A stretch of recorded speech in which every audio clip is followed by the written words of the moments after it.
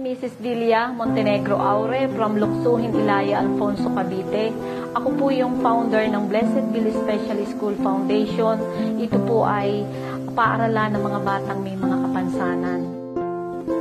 Year 2005 po, noong maramdaman ko na itong aking kamay ay nangingimay, tapos po ay namamanhid itong ganito ko. Tapos po 8 years na po akong suffering from rheumatoid arthritis. At ang sabi po ng doktor, ng mga rheumatologist at saka doon po sa arthritis clinic, no cure daw po ang ganito, uminom na lang daw po ako ng mga pain relievers. Yun po aking rheumatoid arthritis na ang sabi po ng doktor ay no cure. Ito po ay nag-start dito na frozen yung aking shoulder. Tapos po ito nakilo na, lumiko na itong ganito ko. Tapos po itong kamay na deform na. Tapos po yung pinapahid ko po dito pag ako'y nagte-therapy, yun pong paraffin wax.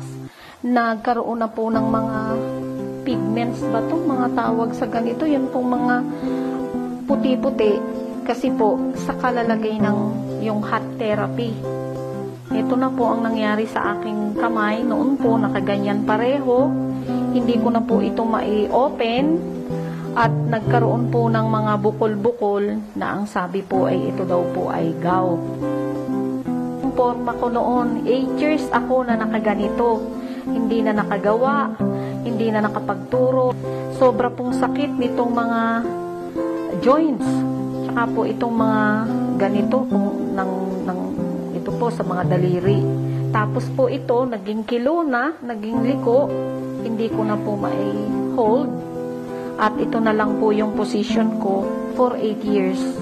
Nakita po ni Dr. Delia na yung kamay ko ay parehong nakaganito, hindi ko na po mai-open, konti lang po na ganyan. Kumuha po siya ng Quantumin Plus at inihaplas niya dito. Nung po una, sabi ko, naku, pareho lang yan, ointment lang yan, menthol. Ano po bang himala yung miracle na Quantumin Plus at siya po ay unti-unting umunat hanggang sa ngayon po ay nigaganyan ko na.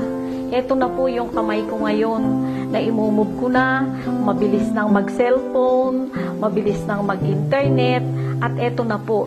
Ito pong Quantumin Plus na ito ang aking ginamit, nai-stress ko na po itong kamay ko tapos na ita-thumbs up ko na to, na igaganyan ko na yung kamay ko at ito pong isa unti-unti nang umuunat, nagaganyan yung pong pagka-deform niya, nagaganyan ko na po tapos na i-stress ko na. Haplas lang po dito, ayan na po ang result, ayan na po, pwede nang kumamay sa graduation. In 5 days time, itong sample ko, iniinom ko, lalagay ko sa tubig, tapos 3 to 5 drops, 8 times a day. Tapos yung matitira, magdadrops ako dito, igaganyan ko lang. At imagine, for 5 days, hindi pa nauubos itong Quantumin Plus ko. Eto na, nakaka-move na ako, I can move freely, nakakapag-garden.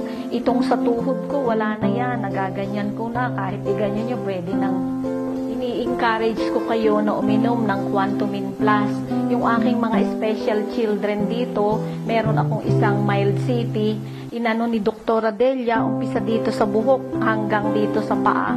Ngayon po ay lumalakad na. Tapos po yung isa aming mental retardation, pinainom lang ng konti-konting patak nito kasi nga sample pa lang. Ngayon po maayos na, talaga pong ito ay memory enhancer.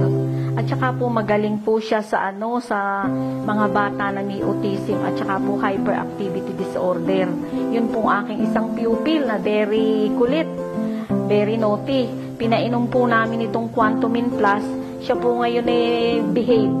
At ako po bilang founder ng Blessed Billy Special School, inire-recommenda ko po ang Quantumin Plus.